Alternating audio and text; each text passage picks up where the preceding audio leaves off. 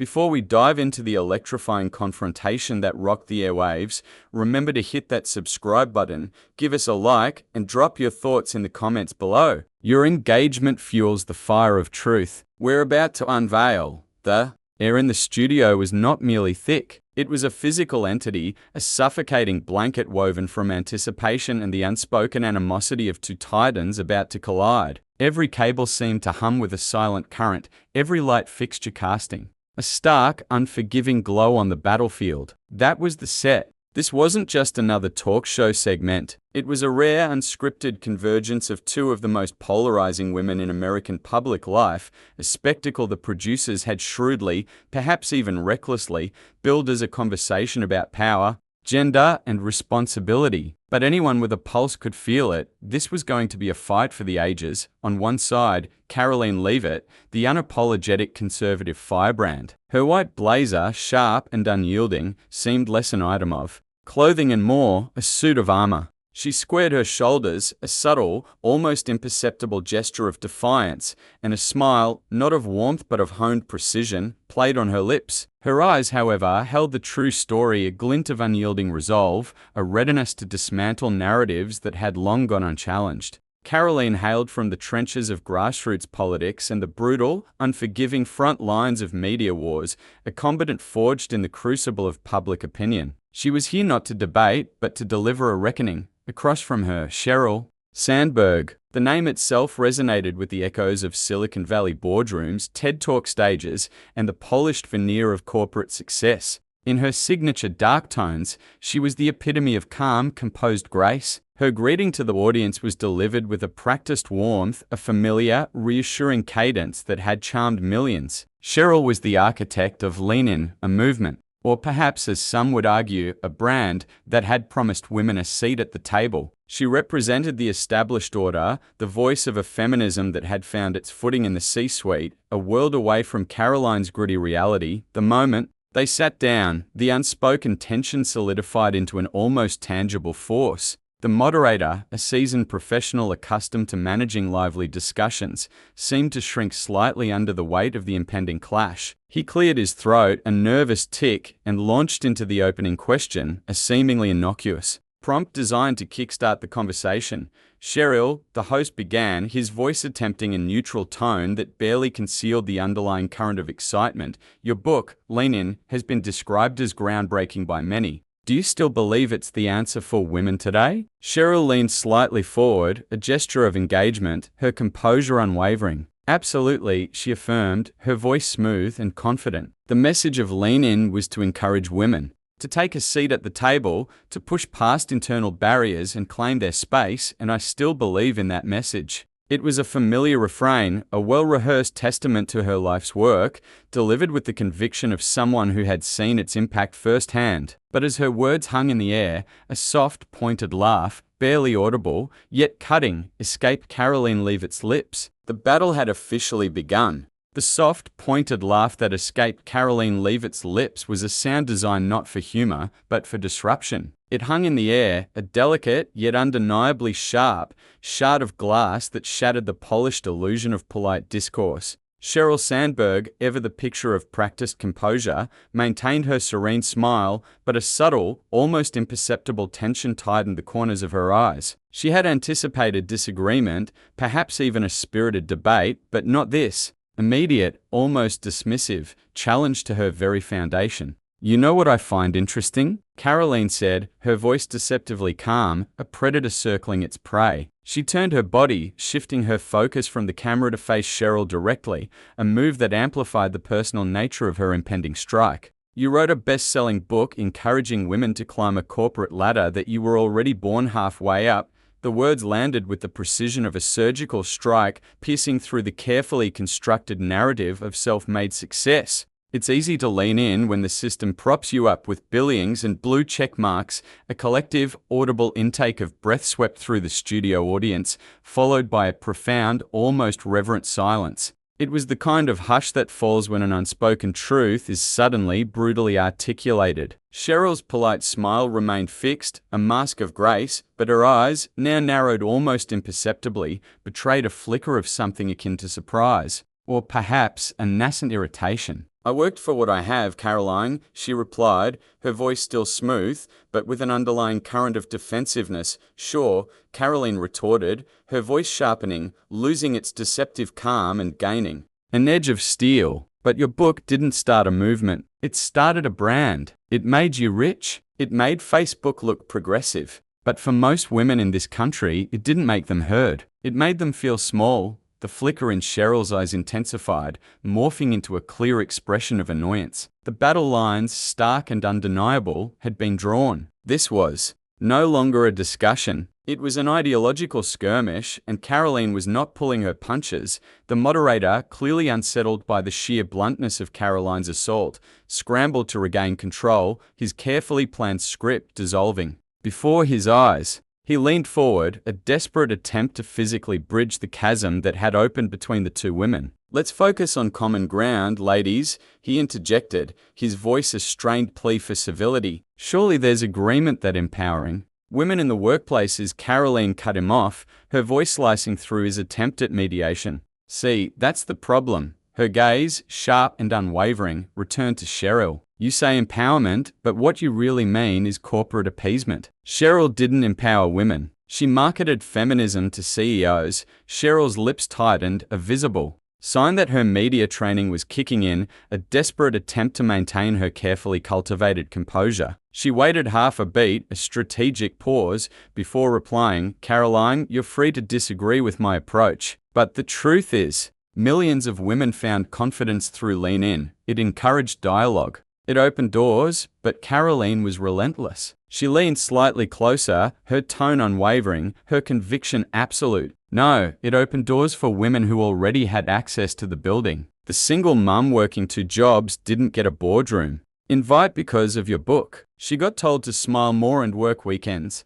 A low murmur rippled through the audience, a mixture of support for Karoline's raw honesty and stunned silence at the audacity of her attack. The comfortable veneer of the broadcast had been irrevocably shattered. Sheryl's voice turned firmer, a hint of steel entering her practiced warmth. "That's an oversimplification. Lean In wasn't about privilege. It was about mindset." Karoline shot back, her words like a whip crack. "Mindset doesn't pay rent, and your mindset never had to. You're not the voice of working-class women, Sheryl. You're the echo of the elite, telling everyday Americans that they're failing because they don't think like billionaires." For the first time, Sheryl's composure cracked, just slightly. A fleeting moment of genuine vulnerability crossed her face before the mask of polished poise resettled. "I've advocated for structural change," she insisted, her voice tighter now, "to benefit the structure that made you." Karoline replied, her tone chillingly cold. "You built a brand off of buzzwords while women outside the spotlight kept fighting for actual change." The host, visibly flustered, tried one last time to regain some semblance of order. "Karoline, do you believe any part of Sheryl's work has helped?" Karoline didn't hesitate, her answer immediate and devastating. "It helped Sheryl, and her book helped Silicon Valley wash its hands of responsibility by slapping a pink ribbon on the status quo." "That's not empowerment. That's PR." The studio lights seemed to catch the tension between them, glowing like a spotlight on a quiet explosion. This wasn't a debate, it was a reckoning. Sheryl's eyes narrowed, a subtle but unmistakable shift from her trademark grace. The polite smile had vanished, replaced by a steely resolve that hinted at a deeper irritation. "Karoline," she began, her voice regaining a measure of its usual authority, though now laced with a defensive edge, "you seem more interested in attacking me than engaging in a productive conversation." It was a classic deflection, a well-worn tactic from the media playbook, designed to reframe the narrative and cast her opponent as unreasonable, but Karoline was not playing by those rules. She folded her arms across her chest, a posture of unwavering conviction, her voice crisp and devoid of any apology. "That's because for too long, conversations like these have been dressed up in polite applause and buzzword bingo." Her gaze was piercing, holding Sheryl's without flinching. "You talk about gender equity as if it's a LinkedIn post. I talk about it like someone who's watched policies fail. Real women." The accusation hung heavy in the air, a direct indictment of the perceived superficiality of Sandberg's brand of feminism. Sheryl turned slightly toward the audience, a practiced move to rally their support, to appeal to the millions who had found solace and inspiration in her message. "I respect your passion," she stated, her voice regaining its warmth, "but passion without strategy leads to division. I've spent decades building platforms that include women in tech, leadership, and finance." It was her legacy, her defense. Laid bare, Karoline didn't flinch. Her response was immediate, a cold, hard counter. And what did that get us? A handful of photo OPS, 1,000 panels, and zero change at the bottom. She leaned forward, her voice dropping slightly, gaining a chilling intensity. "Meanwhile, you sat beside Mark Zuckerberg while data privacy collapsed and women were targeted online. Did your leadership empower them or just protect the platform?" There was a momentary pause, the weight of Karoline's words hanging like a stone in the suddenly heavy air. Sheryl blinked, a flicker of genuine surprise, or perhaps a deep-seated discomfort, crossing her face before her mask of composure returned. "Are you suggesting I'm responsible for the internet's problems?" she asked, her voice tight with disbelief. Karoline leaned further forward, her conviction absolute. "I'm saying you cashed in on a system that failed everyone else. You didn't challenge it, you polished it." The moderator, now visibly nervous, sensing that this confrontation was spiraling beyond his control, tried desperately to intervene. "Let's refocus on where both of you stand regarding women's roles in media and tech," but Karoline was locked in, her momentum unstoppable. "Sheryl, your legacy isn't empowerment. It's entrenchment. You told women to lean in, but only if they played by the rules of a rigged game. And those who didn't, they got ignored or worse, blamed." Sheryl's face remained outwardly calm, but her knuckles, stark white against the table, betrayed the immense effort it took to maintain her poise. Karoline's voice lowered, gaining an almost terrifying force. "I'm not here to attack a woman. I'm here to call out a brand. And yours? It sold out the very people you claim to uplift." The crowd was riveted. There was no applause, no gasps, just the raw silence of uncomfortable truth. The gloves were off, and Karoline, with a chilling certainty, was far from finished. The raw silence that had fallen over the studio was a prelude, not an end. The gloves were off, and Karoline, with a chilling certainty, was far from finished. Sheryl inhaled sharply, a subtle but telling intake of breath,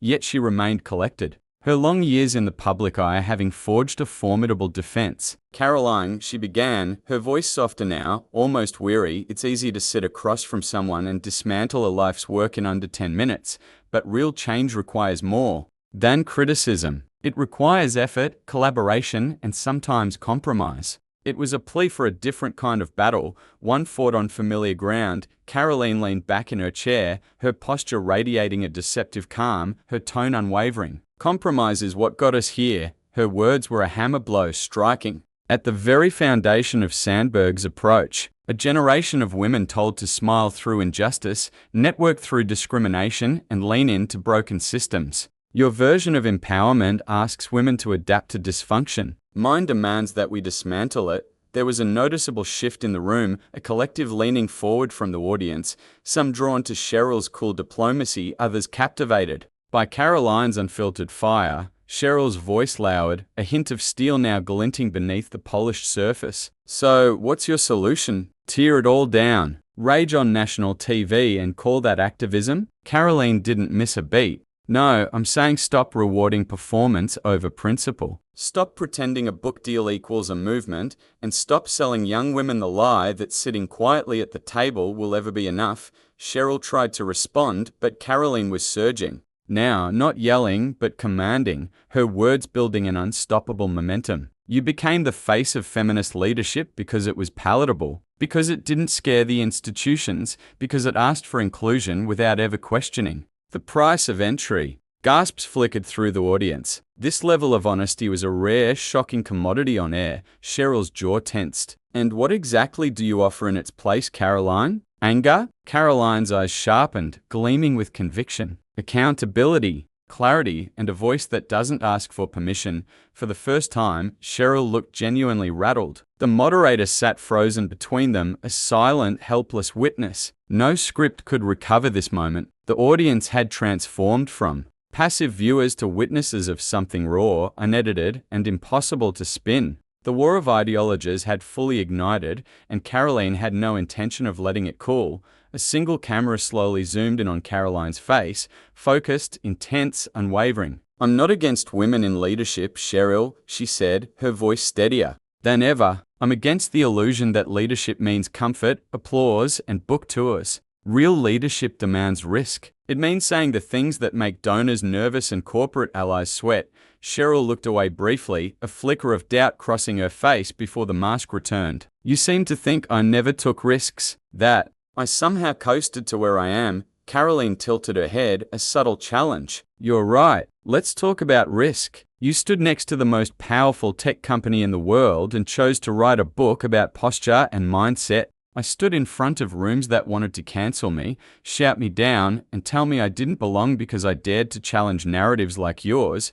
The studio grew warmer, the air thick with tension. Sheryl sat still, calculating her response. It's easy to throw stones when you haven't built anything yourself. Karoline's tone dropped, sharp and personal. I'm not throwing stones. I'm breaking glass. The kind that your movement pretended to shatter but quietly reinforced. The line hit like a thunderclap. While you were praised by magazines and panel moderators, she continued, her voice gaining a relentless cadence, millions of women were being told that their lack of success was a mindset issue, while structural rot went untouched. Lean in. Told them to adjust their attitudes. I'm telling them to take back the whole damn table. Sheryl leaned forward, visibly struggling to stay composed. You're tearing down a community of women who supported each other, who believed in each other. Karoline didn't blink. No, I'm tearing down the illusion that power trickles down from Silicon Valley to small-town America. That the elite can redefine feminism in boardrooms while ignoring the fallout in classrooms, courtrooms, and dinner tables. The audience was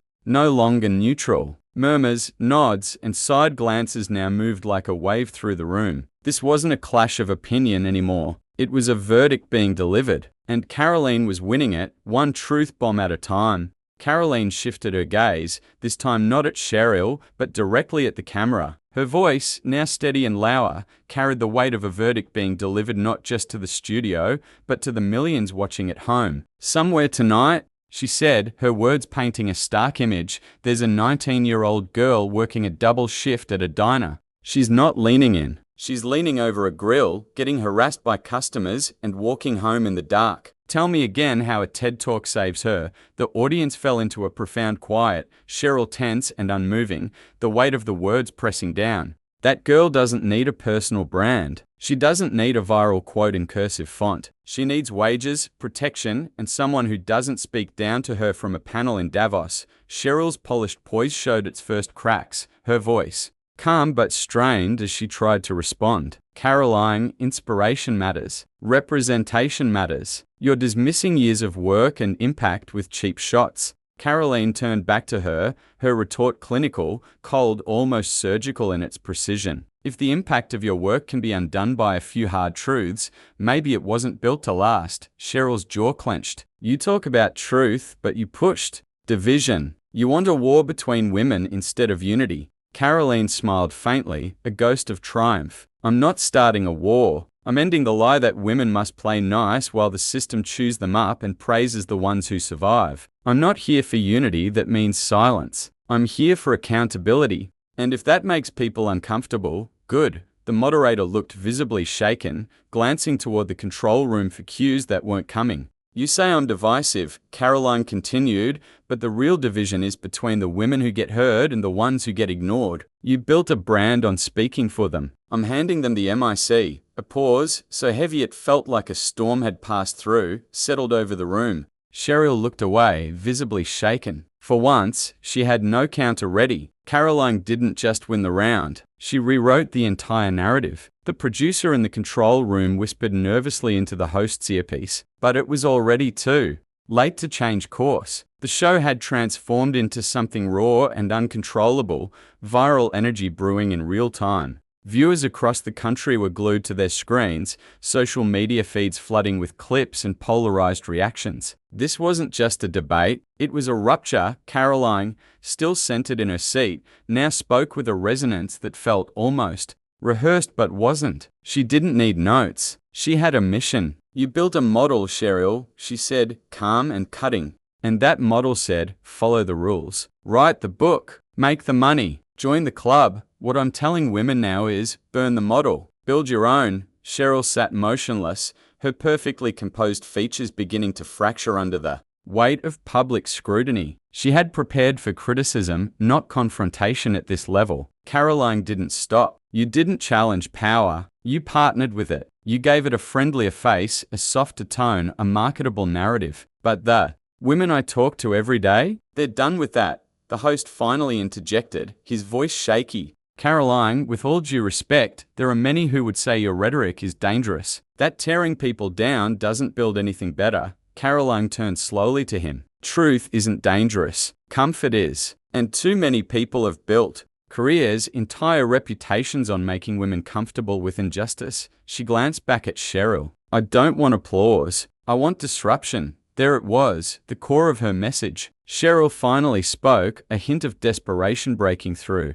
I've spent years advocating for women inside systems that were not built for them. Karoline responded swiftly. And how many of those women could afford to attend your conferences, buy your books, speak your language? The silence that followed was suffocating. Sheryl had no answer. In that moment, it was clear this wasn't a battle of political sides. It was a battle between legacy and rebellion, polish and grit, narrative and truth. And truth that night had a louder voice. The next few moments passed in eerie quiet. No scripted transitions, no light-hearted deflections, just the raw sound of a room struggling to recalibrate after a truth bomb no one expected. Karoline adjusted her mic slightly, breaking the silence. What scares people isn't what I said. It's that women are listening. That they're tired of being told their frustration is just a phase. That their burnout is their fault. That if they just worked harder or smiled more, maybe they'd get that promotion. She looked into the camera again, more like a truth teller than a politician. They've heard that story before, and they're done with it. Behind the scenes, producers scrambled. Phones buzzed non-stop, trending alerts, incoming media requests, viewers demanding replays. But in the studio, the two women remained locked in the same impossible orbit. Sheryl sat upright, more guarded now. You act as if I've never faced resistance. You think this path was easy because I wore heels instead of combat boots. Karoline's expression didn't change. I don't care what shoes you wore. I care what rooms you stayed silent in while other women were being locked out. That struck a chord. A few audible murmurs rose from the audience, small ripples of agreement from women who had once believed in the dream Sheryl had sold and now wondered if it had been hollow all along. Sheryl leaned forward. It's easy to deconstruct. Much harder to build. Karoline nodded slowly. That's true, but it's even harder to pretend a broken system works just because it worked for you. The moderator tried one last time to regain control. We're running short on time. Can each of you give a final statement? Karoline didn't wait. I'm not against Sheryl. I'm against what happens when media and money turn empowerment into a slogan instead of a reality. I don't need every woman to agree with me. I just need them to stop agreeing out of habit. Sheryl blinked, caught between her defense and a growing realization. The camera stayed focused tighter now. Every breath, every pause was electric. Karoline's final line in that segment wasn't loud, but it thundered. You said women should lean in. I'm saying we should stand up and walk out of any room that tells us to sit down and behave. Within minutes of Karoline's last words, the internet ignited. Clips from the broadcast exploded across X, TikTok, and YouTube. Hashtag was sparked overnight. Hashtag #StandUpNoTin trended globally. Some called Karoline a disruptor, others a bully, but no one could ignore her. The discourse had shifted permanently. In newsrooms and green rooms, pundits scrambled to respond. Op-eds were already being drafted. Influencers posted reactions like wildfire, some defending Sheryl's legacy, others thanking Karoline for saying what they'd always felt, but never dared to voice. But back in the studio, the dust hadn't quite settled. Sheryl broke the silence. First, her voice softer now, no longer commanding, but careful. I don't regret building something. I regret not building it to be stronger. Karoline gave a faint nod. Acknowledgement, not agreement. That's something, Karoline said quietly. Admitting it. Sheryl looked directly at her for the first time, not as an adversary, but almost as an equal. You're not wrong about all of it. But if you turn every legacy into a failure, we lose the ability to grow. Karoline didn't answer right away. She glanced at the audience, some nodding, others still tense. I don't want failure. I want honesty. If the movement was real, it'll survive criticism. If it wasn't, let it burn and let something better rise from the ashes.